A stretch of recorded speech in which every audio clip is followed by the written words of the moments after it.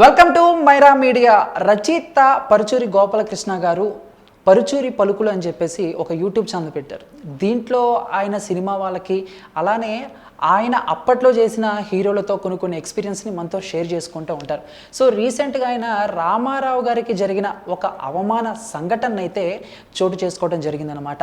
రామారావు గారు ఎప్పుడైతే రాజకీయాల్లో ప్రవేశిస్తాను అనుకున్న టైంలో పరుచూరి గోపాలకృష్ణ గారు ఆయనకు ఒక స్టోరీ చెప్పారట.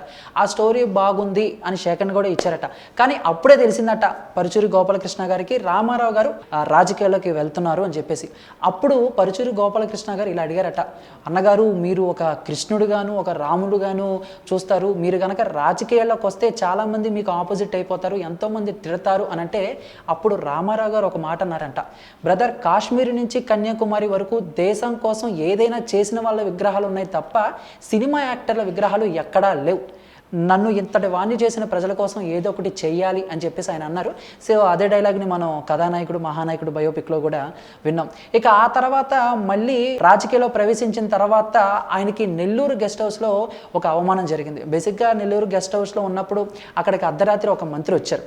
అక్కడి నుంచి రామారావు గారిని ఖాళీ చేయమన్నారు. మంత్రి వచ్చారు కాబట్టి ఎలాగో గవర్నమెంట్ గెస్ట్ హౌస్ ఖాళీ చేయాలి. కానీ రామారావు గారు ఒక 2-3 గంటలు ఆగితే తెల్లారైపోతుంది, నేను వెళ్ళిపోతానంటే, సార్ మీరు రామారావు గారే, వచ్చింది మంత్రి, ఖాళీ చేయక తప్పదు అనటంతో ఆయన ఖాళీ చేయాల్సిన పరిస్థితి. ఈ విషయం చాలామంది అభిమానులకి తెలియకపోవచ్చు. ఆ రోజు వర్షం పడింది. ఆ విషయాన్ని రామారావు గారు నాకు చెప్పేటప్పుడు నా కళ్ళమ్మట నీళ్ళు తిరిగాయి. కానీ అక్కడి నుంచి వెళ్ళిపోతూ రామారావు గారు ఒక మాట అన్నారు, వస్తాను, మళ్ళీ వస్తాను, యాక్టర్గానో వేరేగానో కాదు, ముఖ్యమంత్రి రామారావుగా వస్తాను అని చెప్పేసి వెళ్ళారట.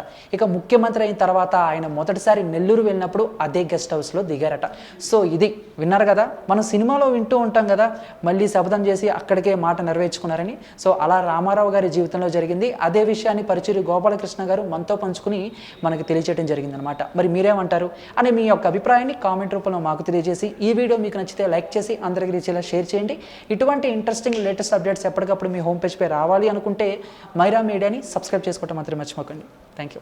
Please do subscribe Myra Media. Please subscribe Myra Media. Subscribe to Myra Media. Please like, share and subscribe to Myra Media for lot of film news, gossips and hot news. Please like, share and subscribe to Myra Media. For more interesting updates, please subscribe to Myra Media YouTube channel. For more updates, please subscribe to Myra Media. So like, share and subscribe to Myra Media.